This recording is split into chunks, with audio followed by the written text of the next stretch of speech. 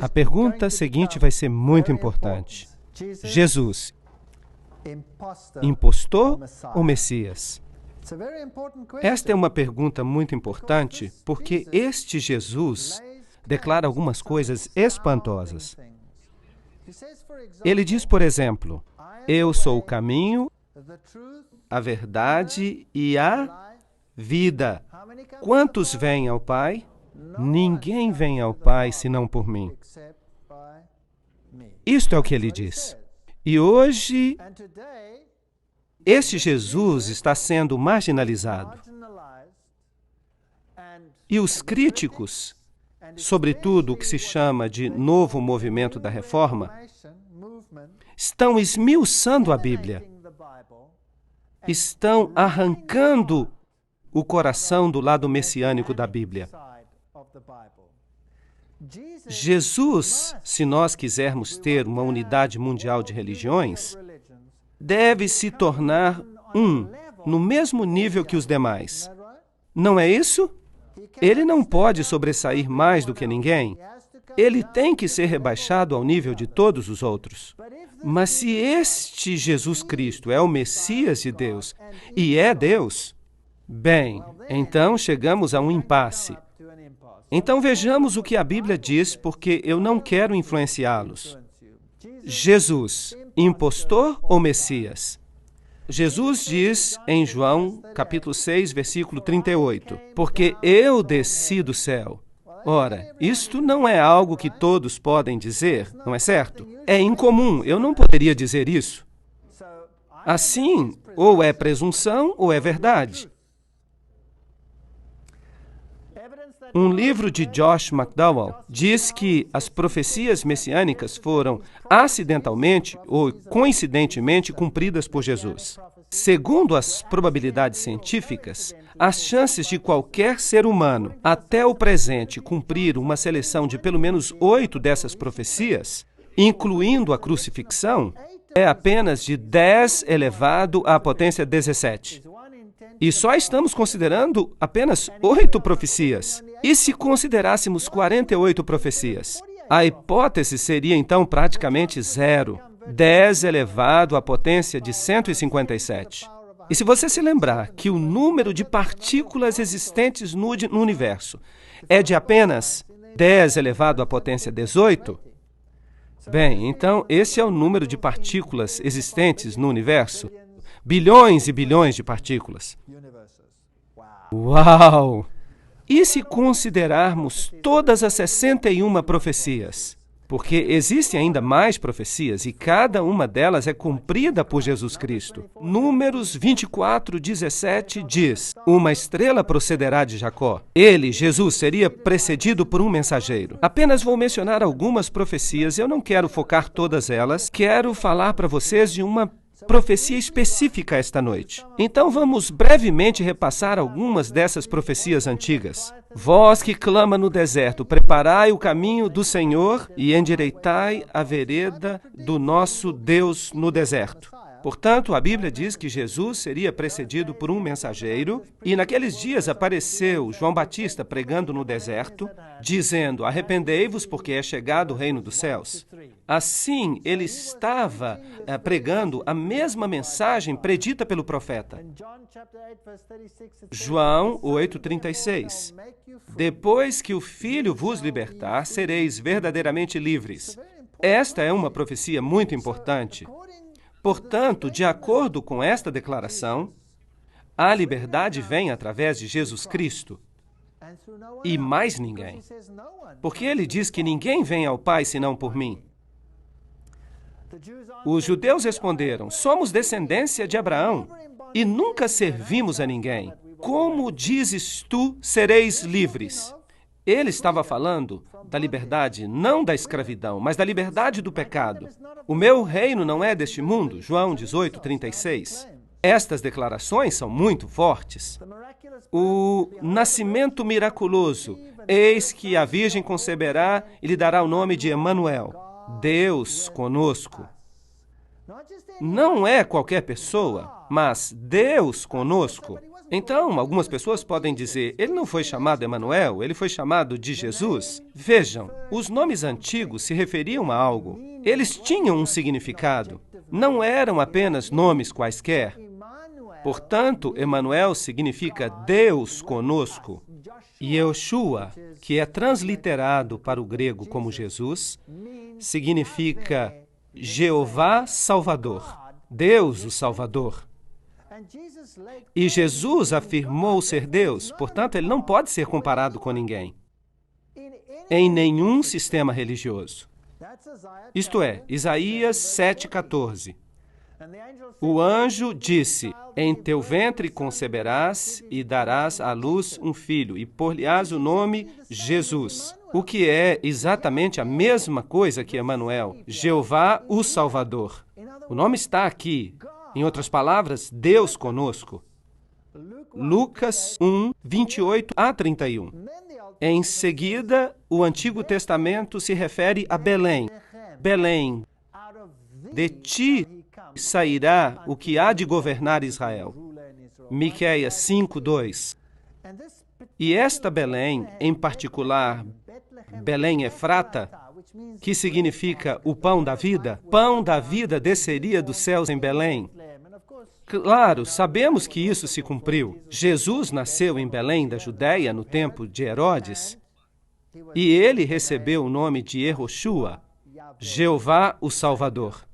Jesus disse, porque o Senhor me ungiu para pregar as boas novas aos mansos. Esta é uma profecia do Antigo Testamento também, a restaurar os contritos de coração e a proclamar a liberdade aos cativos, a abertura de prisão aos presos e a apregoar o ano aceitável do Senhor, o dia da vingança do nosso Deus, e a consolar todos os tristes. Isaías 61, 1 e 2. Lucas 4, 18 e 19 nos diz que isso é exatamente o que Jesus declarou acerca de si mesmo. Fica claro que o Messias faria milagres, e os olhos dos cegos seriam abertos, e os ouvidos dos surdos seriam também abertos. Então, o homem coxo saltará como um servo, e o mudo cantará. E no Novo Testamento, Mateus nos diz, Lucas nos diz, que Jesus curava todos os tipos de doenças, ordenando que aos tristes de Sião se dê óleo em vez de cinzas, gozo em vez de tristeza, vestes de louvor em vez de espírito angustiado.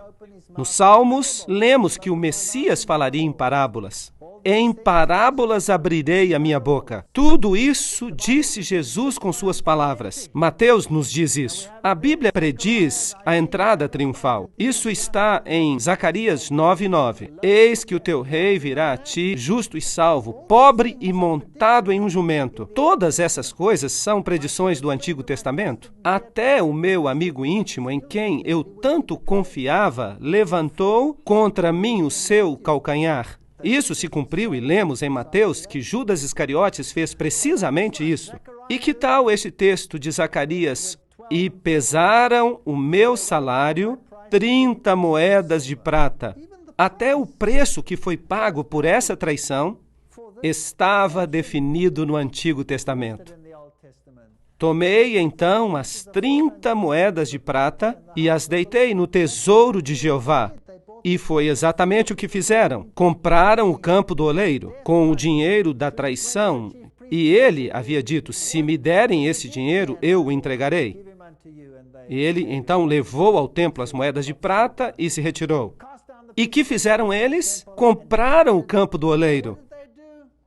E há um pequeno detalhe. Ofereci as minhas costas aos que me feriam e a minha face aos que me arrancavam os cabelos. Isso foi precisamente o que Jesus passou. Inacreditável. Não escondi a minha face dos que me afrontavam e dos que me cuspiam. Ele passou pelos tribunais 7 vezes. 7 vezes, e foi golpeado no rosto, diante de Caifás, depois Anás, diante do tribunal à noite, logo depois, diante dos oficiais romanos. E em seguida foi enviado a Herodes e de volta a Pilatos. 7 vezes ele passou pelos tribunais. Não escondi a minha face dos que me afrontavam e dos que me cuspiam. Isaías 56. Então cuspiram no seu rosto e lhe deram socos, e outros o esbofeteavam. A Bíblia diz que o golpearam inúmeras vezes. Eles me odeiam sem causa. Salmo 69. Portanto, ele seria rejeitado. A Bíblia predisse isso. Odiaram-me sem causa. Ele foi oprimido e afligido, mas não abriu a sua boca. Como um cordeiro foi levado ao matador. Tudo está ali no Antigo Testamento. O Antigo Testamento dá testemunho de Jesus Cristo. E sendo acusado pelos príncipes dos sacerdotes e pelos anciãos, não respondeu nada. Assim como um cordeiro levado ao matadouro. Mateus 27:12. E balançaram as suas cabeças e disseram: olhem para este homem, de onde vem ele? Até a maneira como ele ia morrer. Salmo 22:16. Traspassaram-lhe os pés e as mãos e o crucificaram, e foi contado com os transgressores. Isaías 53:12. Vocês sabiam que há cristãos, grupos de cristãos no mundo que negam essa profecia totalmente? Até negam que as profecias mencionadas aqui pertencem a Cristo, quando o próprio Novo Testamento refere essas profecias a Jesus. Eu fico assombrado só de pensar que há denominações protestantes que fazem isso. Me deram a beber vinagre. Salmo 69:21. Mateus 27:34. Crucificado com ladrões. Vocês sabem que foi assim que ocorreu. Olharão para mim a quem traspassaram, até mesmo a maneira com que seria crucificado. E ele levou sobre si o pecado de muitos e intercedeu pelos transgressores. Há várias profecias no Antigo Testamento acerca de Jesus. Lucas 23:34. Pai, perdoa-lhes, porque não sabem o que fazem. Cada pequeno aspecto acerca do Messias foi predito e é cumprido por Jesus Cristo. Repartem entre si as minhas vestes e lançam sortes sobre as minhas roupas. Antigo Testamento, Salmo 22:18. E poderíamos continuar seguindo aí por diante? Vocês sabiam que dividiram entre si as suas vestes, mas lançaram sortes sobre a peça branca. Por quê? Porque era inconsútil, de um só pedaço. E há uma tipologia nisso. A justiça de Cristo é inteira, perfeita. Ela é tão perfeita que não pode ser dividida. Por isso, lançaram sortes sobre a veste. Há uma linda tipologia aqui em João capítulo 19. As pessoas me perguntam, por que ele disse, Deus meu, por que me desamparaste? Porque isso foi predito em Salmo 22:1. Ele morreu a morte da superação total. Por você e por mim. Trespassaram-me as mãos e os pés. Até este detalhe encontramos predito. Salmo 31:5. As últimas palavras que ele diria: nas tuas mãos entrego o meu espírito. Pai, nas tuas mãos entrego o meu espírito. Tudo está ali no Antigo Testamento. Ele lhe guarda todos os seus ossos. Nem sequer um deles se quebra. Isso já é uma tipologia com o cordeiro da Páscoa. Ele tinha que ser comido, mas nenhum osso lhe era quebrado. Por quê? Porque os ossos do Messias não seriam quebrados. Era o dia da preparação e os judeus estavam com medo que ele descesse da cruz e escapasse. E não queriam ter que persegui-lo no dia de sábado, porque eles tinham muitas regras a respeito disso escritas no Talmud. Assim deram ordem para que quebrassem as suas pernas. É isso que o Novo Testamento diz, mas vindo a Jesus, perceberam que já estava morto e então não lhe quebraram as pernas, cumprindo a profecia, João 19:32 e 33. E eles perfuraram o seu lado. Portanto, o local do seu nascimento está predito, a forma como nasceria está predita, a sua traição foi predita e a forma como ele haveria de morrer está predita, pormenorizadamente. Eu lhe dei apenas um esboço, não temos tempo para entrar nos detalhes, nas nuances, porque tudo é absolutamente espantoso. Aqui temos uma bela declaração. Cristo foi tratado como nós merecíamos para que nós pudéssemos receber o tratamento a que ele tinha direito. Foi condenado pelos nossos pecados, nos quais não tinha participação, para que fôssemos justificados pela sua justiça, na qual não tínhamos parte. Sofreu a morte que nos cabia, para que recebêssemos a vida que a ele pertencia. Pelas suas pisaduras fomos sarados. Uma linda declaração. Porque Deus amou o mundo de tal maneira que deu o seu Filho unigênito para que todo aquele que nele crê não pereça, mas tenha a vida eterna. Isaías 53 novamente diz: a sua sepultura seria com os ímpios. Muito interessante.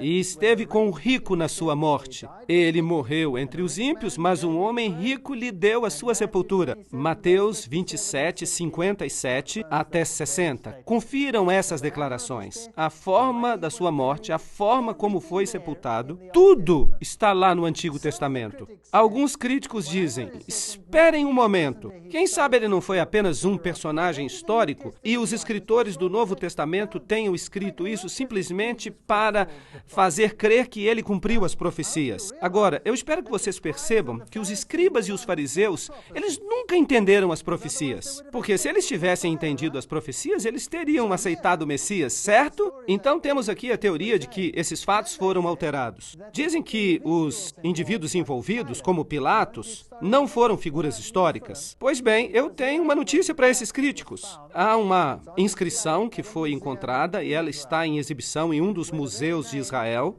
com os nomes de Tibério e Pôncio Pilatos. Esses nomes estão lá, porque são personagens históricos. Vamos passar uma vista de olhos em alguns historiadores. Tácito, o historiador romano que viveu no ano 115 depois de Cristo, fala acerca da perseguição de Nero aos cristãos no ano 46 depois de Cristo e diz: Cristos, de quem o seu nome é derivado, foi executado pelas mãos de Pôncio Pilatos no reino de Tibério. Portanto, temos uma fonte extra-bíblica que fala acerca dessas coisas, como elas aconteceram. Também temos Suetônio, um historiador romano que escreve em 120 depois de Cristo e diz: como os judeus estavam constantemente fazendo distúrbios, lembrem-se que os cristãos eram considerados uma seita judaica e por isso estavam sendo chamados de judeus. Essas perturbações eram então inspiradas por Crestus e o imperador Cláudio os expulsou de Roma. O Talmud, que é a tradição judaica, diz que na véspera da Páscoa judaica eles crucificaram a Jesus de Nazaré. Portanto, há várias fontes fora da Bíblia e das Escrituras que confirmam que Jesus viveu. Jesus era sempre central, porque o Messias era o centro da religião de Israel. Se você olhar para o santuário que tinha que ser construído, cada objeto, cada parte do serviço que ocorria ali no santuário era uma referência a Cristo. A mais bela história do plano da salvação é representada aqui no sacrifício do Cordeiro, o qual representava o Cordeiro que tiraria o pecado do mundo. Se você entrar no santuário, você verá uma pia que representa as consequências de suas ações, onde se lavavam os pecados e os confessavam. Jesus Cristo é a luz do mundo, Jesus Cristo é o pão da vida, Jesus Cristo intercessor, Jesus Cristo misericordioso. Tudo está lá e é uma bela história, mas não temos tempo para entrar em todos os detalhes, mesmo na tipologia do sumo sacerdote, porque o sumo sacerdote representava Cristo. E era um símbolo, porque Paulo diz: nós temos um sumo sacerdote. Jesus Cristo, o único que entrou na majestade do céu. Hebreus 8, 1 e 2. Um sacerdote tal que está sentado à destra do trono da majestade no céu, ministro do santuário, do verdadeiro tabernáculo que o Senhor fundou, e não o homem. Este é um tema muito interessante, porque Cristo não entrou num santuário feito por mãos humanas, figura do verdadeiro, porém no céu mesmo, para agora comparecer por nós diante da face de Deus.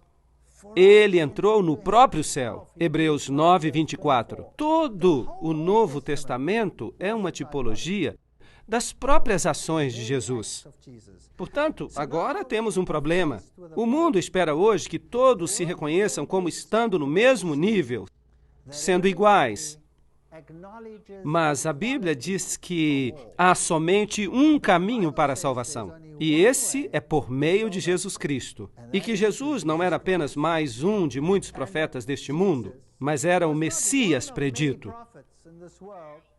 Deus, aquele que viria do céu, para pagar o preço do pecado para a sua e para a minha salvação.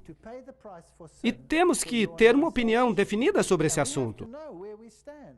Há uma profecia fantástica em Daniel que coloca este assunto para além de qualquer sombra de dúvida. Tanto assim que ela se tornou um pesadelo para aqueles que querem rejeitar a Jesus como Messias. Em Daniel, capítulo 8, temos também um trajeto ao longo da história, como fizemos no capítulo 2 de Daniel, no qual estudamos a cabeça e os braços de prata, e o bronze e o ferro. Mas aqui toda a história se repete, representada por animais.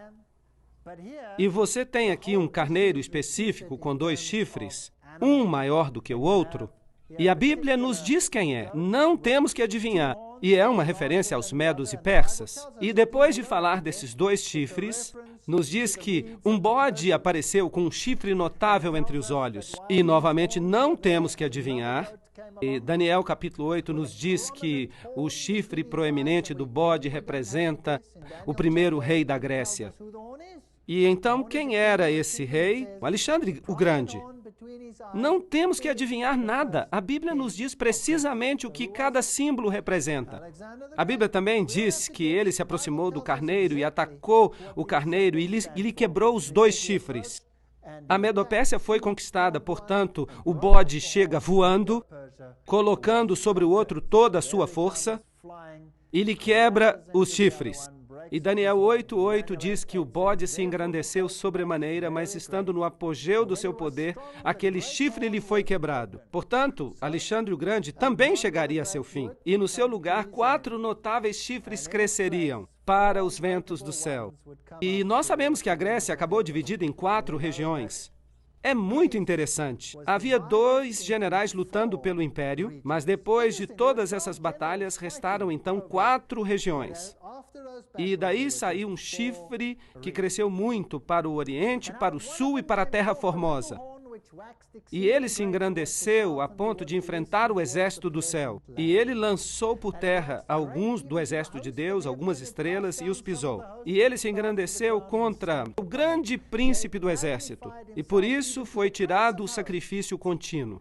A palavra sacrifício está escrita em letras cursivas, significando que ela não está presente no texto original. Na versão King James, em inglês, quando se escreve uma palavra em letras cursivas, significa que essa palavra não está no original. Portanto, podemos dizer que por ele o contínuo foi tirado, e o lugar do seu santuário foi lançado por terra. Agora, todo este santuário representava o Messias, e Roma foi quem crucificou o Messias. Vamos falar deste assunto com mais detalhes depois, mais adiante. Depois foi ouvido que um santo falava. Daniel estava, portanto, em visão, e ouviu um anjo falando com o outro. E disse àquele santo, aquele outro santo que falava, até quando durará a visão do sacrifício contínuo? A palavra sacrifício está acrescentada. A palavra contínuo é tamid em hebraico. Tamid era o fogo que estava sempre queimando. Quando os judeus viam esse fogo que estava sempre queimando, eles sabiam que um sacrifício estava sendo feito em seu favor. Poderemos voltar a este tema mais tarde, em outra palestra.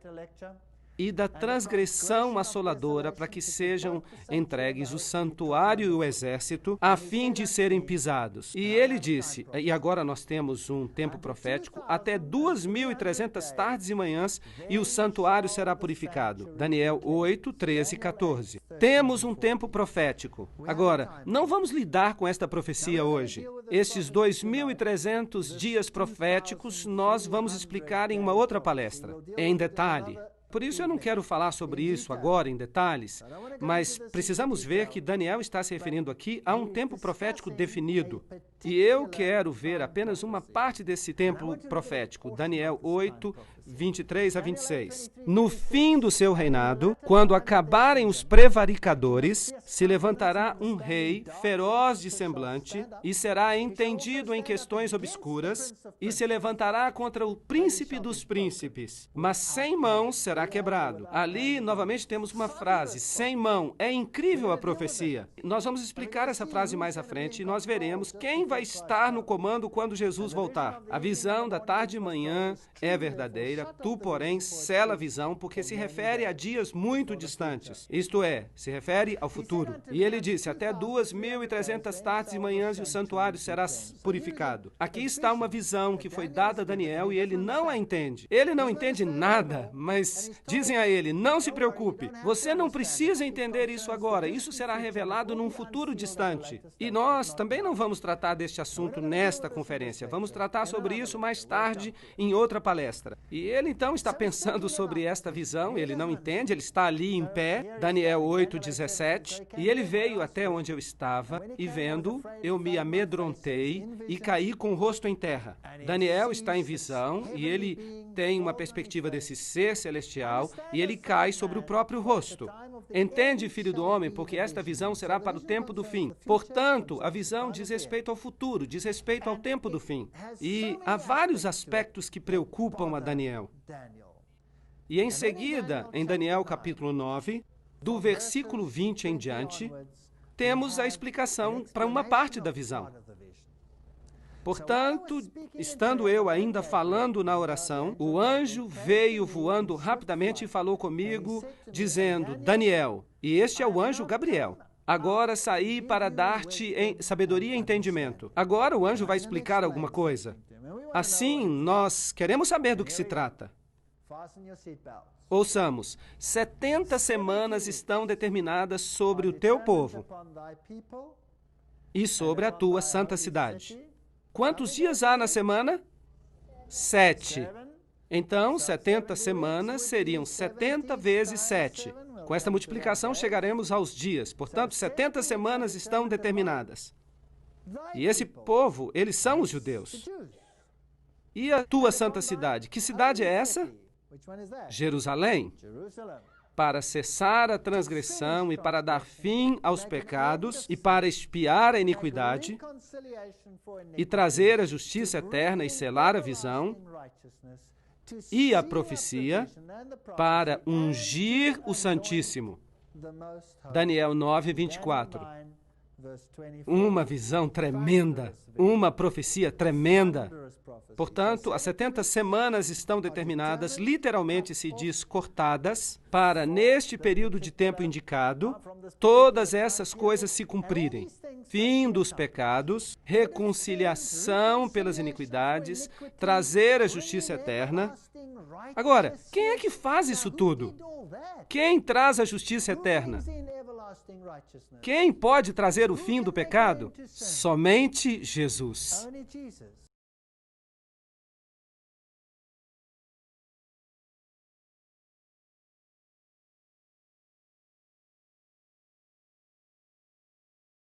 Temos aqui uma profecia messiânica. Agora, deixe-me dizer a vocês, os judeus estão muito aborrecidos acerca desta profecia.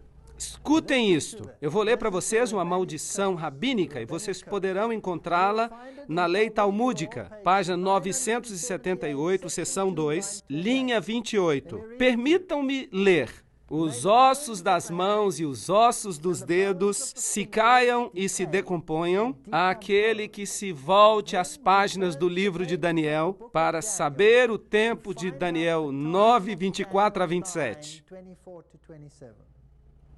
E que sua memória desapareça da face da terra para sempre. Uau! Incrível! Esses homens estão falando sério? Concordam? Portanto, agora eu tenho que fazer uma pergunta para vocês. Vou fazer uma pergunta a vocês. Vocês estão dispostos a avançar a despeito dessa maldição? Porque se vocês forem calcular comigo o período de tempo descrito em Daniel, capítulo 9, 24 a 27, então essa maldição, teoricamente, poderá cair sobre vocês. Mas eu quero falar algo para vocês. Eu sirvo a alguém que é maior do que esta maldição e eu não tenho medo desta maldição. Eu sei por que eles têm esta maldição. Eles têm essa maldição porque se ela não estivesse aí, alguém poderia calcular o período de tempo e descobrir a quem realmente devem seguir. Vamos ler. cortado, determinado, separado de 70 semanas cortadas da maior profecia para os judeus. 70 semanas são para os judeus. Agora vamos passar os olhos em profecia, um dia vale um ano. Uma semana são, portanto, 7 dias. Então, no princípio, dia-ano significa que a semana inteira vale 7 anos. Agora, eu posso dizer isso para você simplesmente de mim mesmo? Não. Isso seria uma arrogância. Por isso, vamos procurar um apoio bíblico. Ezequiel, capítulo 4, versículo 6. Um dia te dei por cada ano. Ele está falando em sentido profético. Números, capítulo 14, verso 34. Segundo o número dos dias em que espiastes essa terra, 40 dias, cada dia representa um ano. Portanto, vamos testar agora esse conceito. Temos o princípio dia-ano. Vamos ver onde o número de 70 semanas nos leva. 70 semanas são determinadas sobre o teu povo. 70 semanas. Bem, uma semana tem 7 dias, então, quanto é que temos em dias? 490 dias. E este é o resultado, então, dos 490 anos proféticos que estão cortados, determinados. Cortados do quê? Obviamente, dos 2.300 dias proféticos, dos quais falava Daniel. E isso, então, nos leva a 2.300 anos proféticos. 490 anos são separados para os judeus. Isso é o que significa. Bem, vamos analisar, então, um pouco mais longe.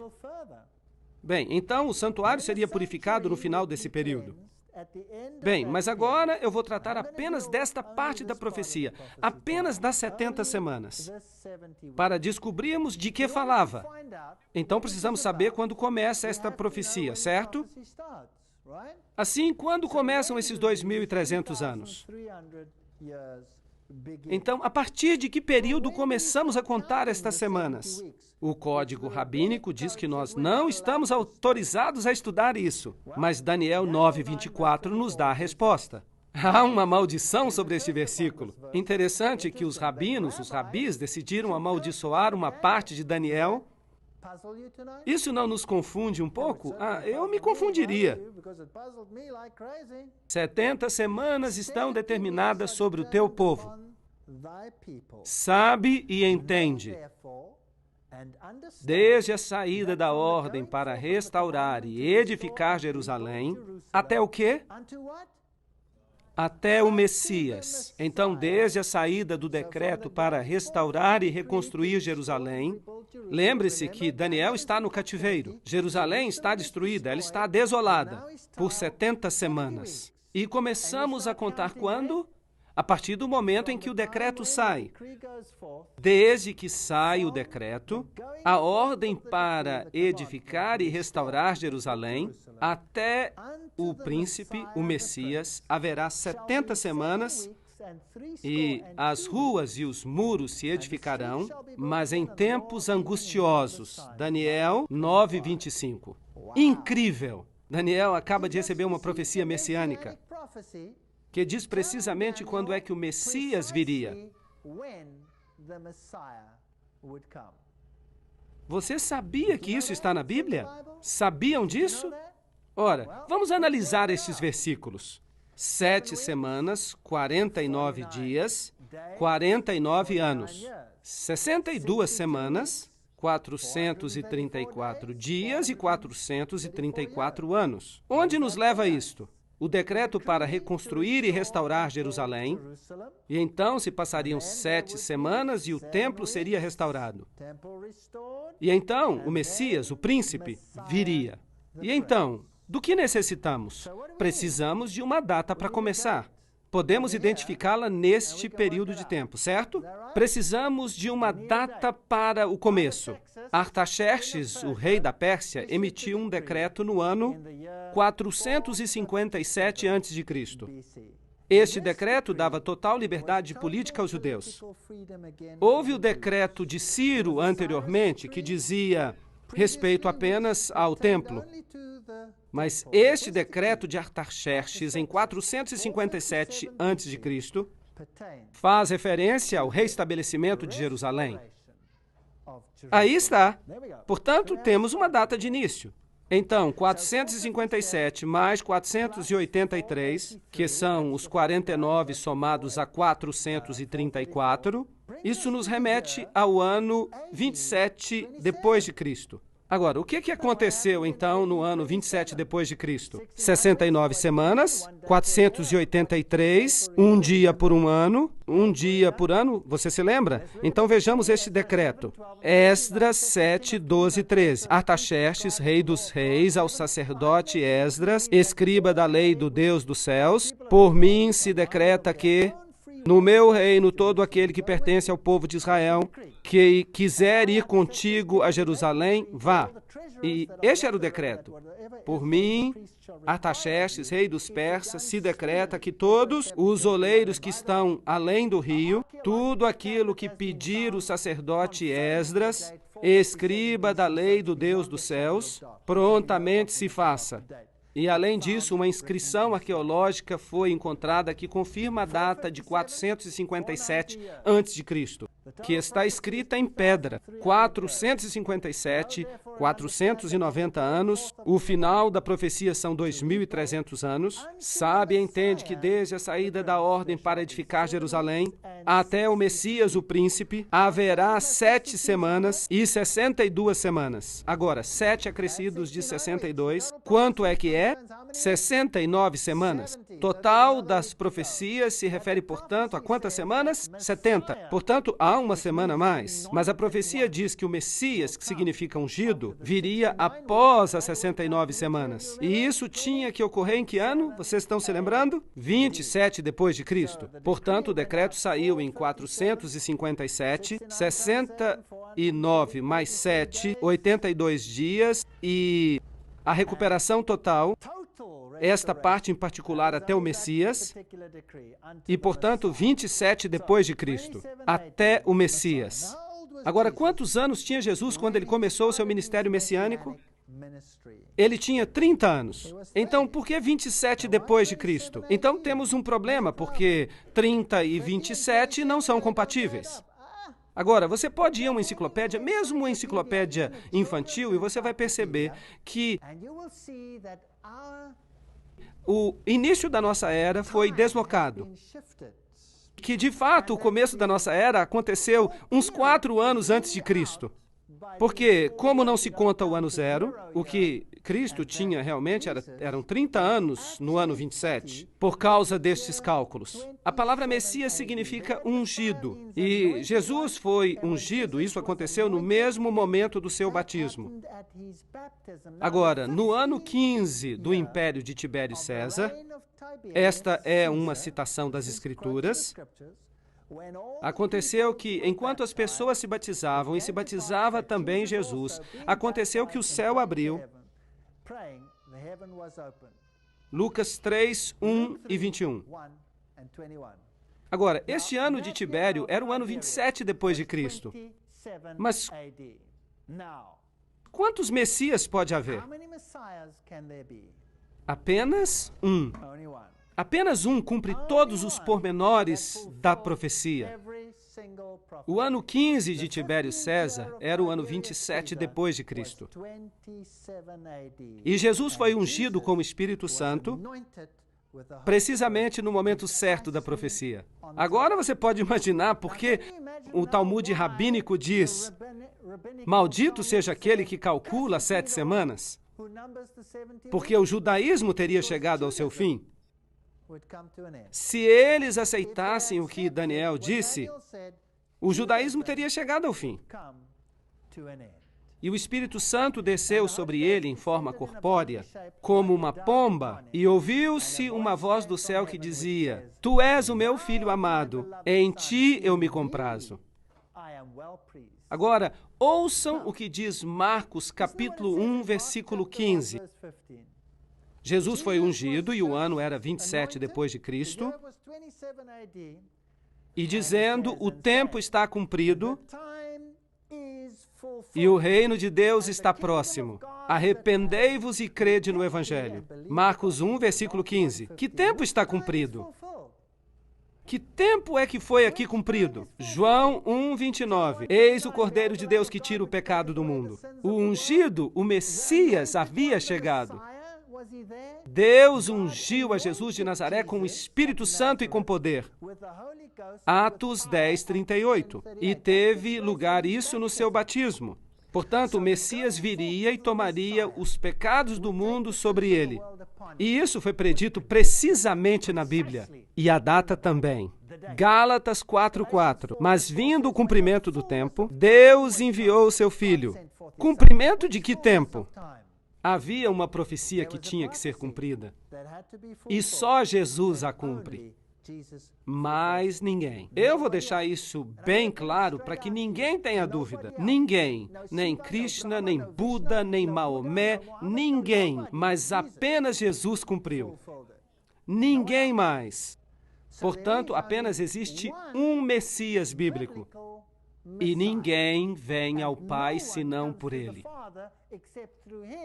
Eu estive dando umas palestras na Alemanha. Quando eu disse isto, alguém se levantou na plateia e disse: mas isso é arrogância. Como é que alguém pode dizer que ninguém vai ao Pai senão por Jesus Cristo? Isto é uma arrogância. E o que acontece com todos os outros? Sim, eu disse, você tem razão, eu sou arrogante. Quando eu digo que ninguém pode chegar até o Pai, exceto por esta pessoa específica. Mas se alguém chega até mim e me diz, e eu estou ali sentado com a minha filha, e essa pessoa me diz, você é o pai dessa criança? E eu digo, sim, eu sou o pai desta criança. E essa pessoa me diz, com tantos milhões de habitantes no planeta, você diz que você é o pai desta criança? Isso é uma arrogância. Bem, quem sabe isso seja uma arrogância, mas poderá também ser que isso seja um fato, certo? Embora a minha irmã diga que a paternidade é apenas uma opinião, enquanto que a maternidade é um fato, talvez nós pudéssemos discutir este assunto, mas o fato é que o ponto da questão que eu estou fazendo é que se Jesus é o Messias, e se Jesus é Emanuel, e se Jesus é o Yoshua, Jeová, o Salvador, Jesus, então ninguém mais cumpre, certo ou errado? E se ele é o Criador, não há mais ninguém que se qualifique, certo? Então, eu devo me contentar com a confusão, ou eu posso tomar uma decisão? E se me pedirem que eu adore uma outra pessoa? Pois bem, eu tenho notícias muito interessantes. No meu país, na África do Sul, estão saindo algumas leis novas, novos currículos, e estão fazendo uma filtragem com todas as pessoas, e todo mundo vai acabar recebendo isso. E no nosso sistema de escola, nós temos algo chamado Currículo 2005, que significa que no futuro nossas crianças precisarão ser educadas em todas as religiões e deverão aprender todas as orações de todas as religiões e deverão reconhecer todas as divindades de todas as religiões também. Eu tenho um problema com isso. Portanto, em breve, talvez me apresentem uma imagem e eu terei que dizer, eu lamento, sinto muito, mas não posso concordar com isso. Vindo o cumprimento dos tempos, Deus enviou o seu Filho. Gálatas 4:4. E o que acontece na 70ª semana? Sabiam que existem ainda muitas pessoas? Sim, há muitas pessoas que interpretam as profecias deste mundo e algumas pessoas pegam esta profecia das 70 semanas e a lançam no futuro, um futuro indefinido. E dizem que esta semana pertence ao anticristo. Mas esperem um momento. As 70 semanas dizem respeito aos judeus para terminar a transgressão, trazer a justiça eterna. E tudo isso é messiânico. Tudo é messiânico. Depois das 62 semanas, o Messias será... Agora, o que é que está escrito ali? Será cortado. Mas não para si mesmo. O que significa isso? Ele irá morrer, mas não para si mesmo. Por quem? Por todos nós. É emocionante. É tremendamente empolgante. E o povo do príncipe que há de vir destruirá a cidade. Agora, temos aqui um quiasma, um paralelismo entre duas forças opostas. E se fala aqui de forças que estão a trabalhar, de um lado o príncipe da profecia e de outro lado alguém que virá para destruir a cidade. Quem é este? Foi Roma. Roma veio e destruiu a cidade no ano 70 depois de Cristo. Portanto, será cortado o Messias, mas não para si mesmo, e o povo do príncipe que virá destruirá a cidade e o santuário, e o seu fim será com a inundação. Até o fim da guerra, a desolação está determinada. Daniel 9, versículo 26. E ele firmará uma aliança com muitos por uma semana. Este é o Messias agora. O outro governante, o Messias, e é assim que funciona essa forma de paralelismo quiásmico. Então, o Messias confirmará um pacto com muitos durante uma semana. Mas agora, por favor, notem isto. Na metade da semana fará cessar o sacrifício e a adoração. Uau! Como é que Jesus, o Messias, pôs fim ao sistema de sacrifícios? Ele se tornou o sacrifício. Ele se tornou o sacrifício, portanto, temos agora a 70ª semana. Amigos, por favor, pensem acerca disso. A 70ª semana ainda pertence ao Messias. Não pode ser atirada para o futuro, porque no meio dessa semana, a propósito, a metade de 7, quanto é que dá? 3,5. E por quanto tempo esteve Jesus ativo após a sua unção? 3 anos e meio. E no meio dessa semana, ele foi cortado, mas não por você ou por mim. Ele trouxe o fim ao sistema dos sacrifícios, porque ele se tornou o Cordeiro de Deus que tira o pecado do mundo. Não está certo? Portanto, apenas ele pode cumprir essa parte da profecia. Portanto, posso atirá-la para o futuro ou ela tem que dizer a respeito de Cristo? Pertence ao tempo de Cristo. Ele trará o fim do sacrifício e da oferta. Ele é a oferta. Há uma semana profética, ou 7 anos literais, que sobram na nossa profecia. Qual é a metade de 7? 3,5, 3 anos e meio, desde o outono do ano 27 depois de Cristo até a primavera de 31 depois de Cristo. Portanto, temos o ano 27 mais 3 anos e meio, e o sistema de sacrifício dos judeus simbolizado pelo templo chega ao fim. O Messias seria cortado, mas não por si mesmo. É fenomenal. Esta antiga profecia aponta para Jesus e para mais ninguém. Apesar do desagrado de muitos líderes religiosos nos dias de hoje, na 70ª semana, 31 depois de Cristo, Jesus morreu, mas há ainda 3 anos e meio que sobram. 70 semanas estão determinadas para os judeus. O que aconteceu no ano 34 depois de Cristo? Eu vou lhes contar algo. Jesus disse aos judeus e aos discípulos: vão primeiro aos filhos perdidos de quê? De Israel. Ide primeiro às ovelhas perdidas de Israel. Ele não as rejeitou, nem mesmo na sua morte. Ele disse: ide primeiro às ovelhas perdidas de Israel. E eles trabalharam primeiro entre os judeus.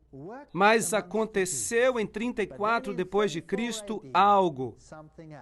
Apedrejaram a Estevão. Apedrejaram a Estevão e os cristãos fugiram da perseguição.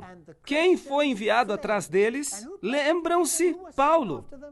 E Paulo recebeu uma visão e ele se tornou apóstolo de quem? Dos gentios. Pedro percebeu e através de uma visão de um lençol que descia com coisas impuras e que estava sendo enviado a Cornélio, um gentio, e ele vai a Cornélio e lhe diz que Deus lhe havia mostrado em visão que ele não deveria chamar a nenhum homem de impuro.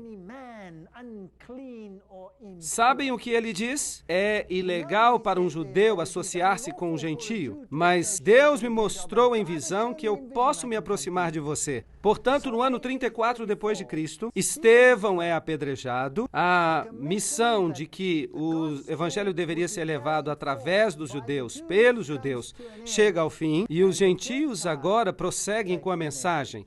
Eles pregam o Cristo ressuscitado. Não é interessante?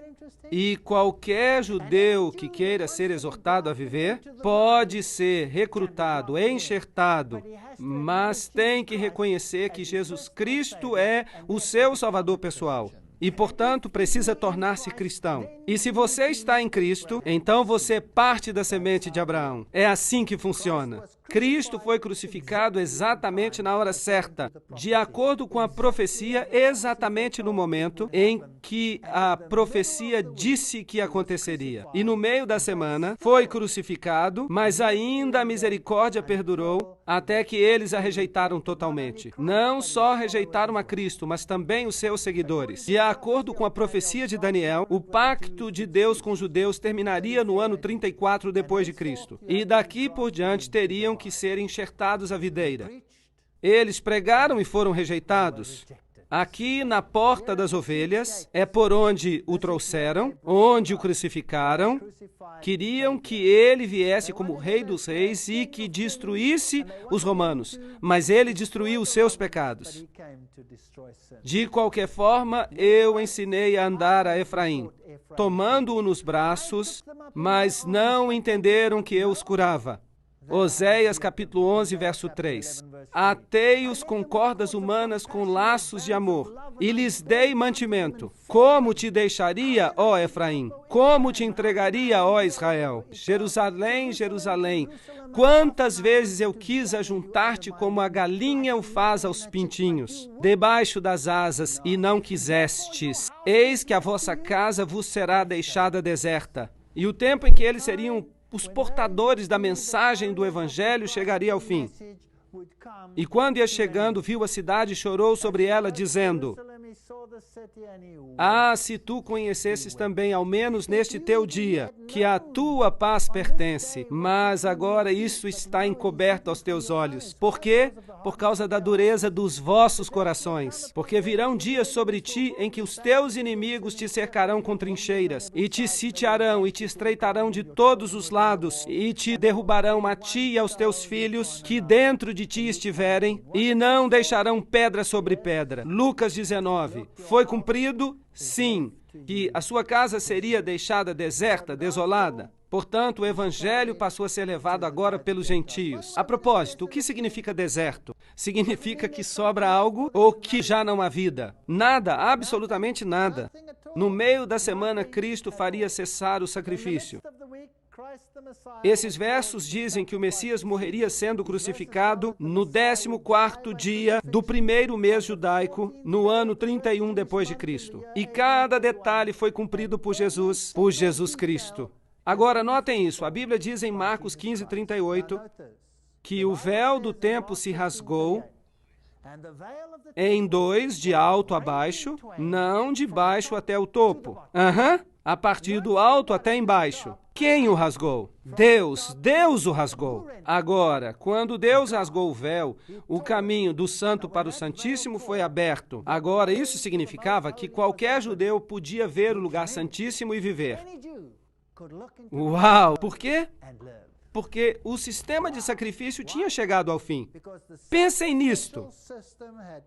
Jesus cumpriu o sistema de sacrifício, sim ou não? Sim, porque, havendo Cristo feito o sacrifício, ele o fez para sempre. Perfeito, um sacrifício. E se eu construísse um pequeno templo e começasse a sacrificar novamente? O que eu queria dizer com este ato? Que Cristo não foi sacrificado e que não cumpriu tudo. Assim que, se eles querem construir outro templo, deixem que construam-no, mas ele não vem de Deus. Vocês têm acompanhado a lógica da minha apresentação até aqui? E o véu do templo se rasgou em dois, de alto a baixo. Mateus 27:51. Isso foi escrito para nós. Então, de acordo com as profecias de Daniel, o pacto de Deus com os judeus cessaria em 34 depois de Cristo, ao final da 70ª semana. E não se pode lançar a 70ª semana para o futuro, porque o sistema de sacrifício foi encerrado pelo próprio Jesus. Portanto, ela se encaixa melhor no passado. Em 34 depois de Cristo, Estevão é apedrejado, os líderes dos judeus rejeitam o evangelho e este vai para os gentios. Gálatas capítulo 3, versículo 29, diz que se sois de Cristo, sois descendência de Abraão e herdeiros conforme a promessa.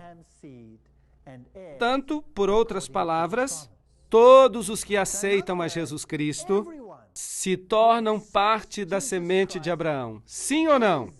Paulo diz a semente no singular, o que significa que se refere a Jesus Cristo e nada mais.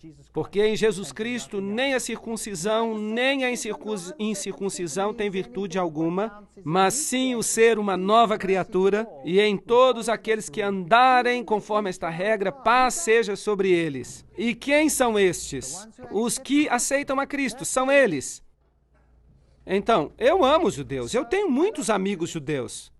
E diariamente eu oro com todo o meu coração para que eles aceitem o Evangelho. Espero que haja muitos judeus aqui hoje. Não estou querendo rebaixar os judeus, eu estou simplesmente explicando a profecia que aponta para Jesus. E ele me disse, até 2.300 tardes e manhãs e o santuário será purificado. E há mais coisas nesta profecia do que simplesmente isso. A purificação do santuário é uma festa judaica. E vamos vê-la mais à frente.